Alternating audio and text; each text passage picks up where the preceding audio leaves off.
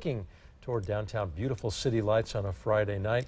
Can't tell exactly what the sky's doing now, but at last look before the sunset, it was partly cloudy after dumping a lot of rain on us. I don't think we've touched that camera since the time lapse we showed you at the top of the broadcast when you saw just a wall of water come rushing down, right? Man, it was something. Sure was. Mid-afternoon. Got some updates for you. 52-mile-per-hour wind gust officially, Davis-Monthan Air Force Base.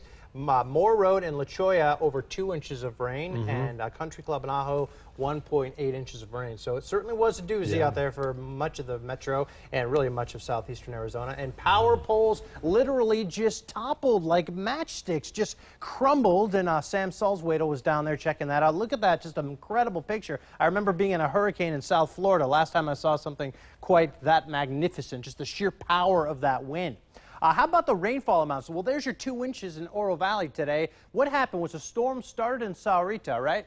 Look at that, over an inch of rain. Then it pushed to the north, hit our Midtown studios with about 0.18 of an inch of rain. Then it took a sharp right-hand turn, and then look at that, over a half an inch of rain at Davis-Monthan. That's also where we saw that severe wind gust, and then half an inch of rain even on the east side. So what's happening now? Here we are, your Friday night, finally. You worked hard for it, right?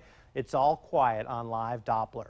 Here's Futurecast, okay, 8 o'clock. This is tomorrow morning. Maybe you're getting up a little bit early. I think we're just partly cloudy. We still have a ton of moisture in the atmosphere, so we can't rule out an isolated thunderstorm at some point in time. But look at that, the coverage just a lot less. This is lunchtime tomorrow. Typically, we see storms getting going between that lunchtime hour, maybe 4 or 5 o'clock. Let me step off. Just a couple speckles of green on your map, mostly in Cochise County. So I think for the most part, Saturday is a dry day. In fact, on our monsoon prediction index, we're going to keep things low here in Tucson, about 2 out of 10, maybe 3 out of 10 in Nogales, Sierra Vista, as well as Douglas, just because you're closer to some of those mountains. Now, look at these dew points. I mean, we are sticky. Mid-60s, Tucson at 66, Marana, dew point at 70 degrees. So with this kind of moisture, it just doesn't take that much to get thunderstorms kicked up. But the thing that's working against us, okay, we have low pressure. This was with us a couple of days ago, finally well off to our west. Today we have this little weak disturbance here in northern sections of Mexico. That moved to the north, triggered the storms. What's going to happen over the next 48 hours? High pressure, not in the four corners, pretty much right overhead. That will stifle storm development. Also going to bring in sort of a westerly component, and that's not a good component to the wind if you like storms. High temps today below 100. Again, can you believe it's been since July the 15th since the last time we saw 100. 90 Sierra Vista, 91 in Nogales, and nice evening out there despite the stickiness. 78 Westsider, 79 Vail, 70 in Vail. Okay, at the top of the broadcast we're in the 60s, but still really not that bad.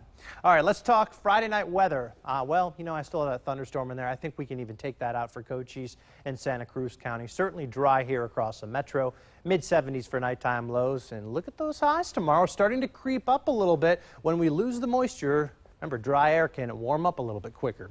92 Tombstone, 93 Benson. I'm keeping a slight chance for the storms south and east of Tucson. Tomorrow, isolated, we'll call it 99. And then I think we really kind of turn that monsoon hose almost entirely off Sunday, Monday, and Tuesday, unless you're really far east of town, and especially in the mountains. And some signs indicate that we could see another surge of moisture toward the middle part of next work week. But you know what, Tom? All in all, I'd say that we could all use a little bit of break from the rain. I mean, it's hard to imagine saying that, but most spots now are ahead of where we should be for this time of year. In some spots, historically, like in Douglas, Cochise County. South of here.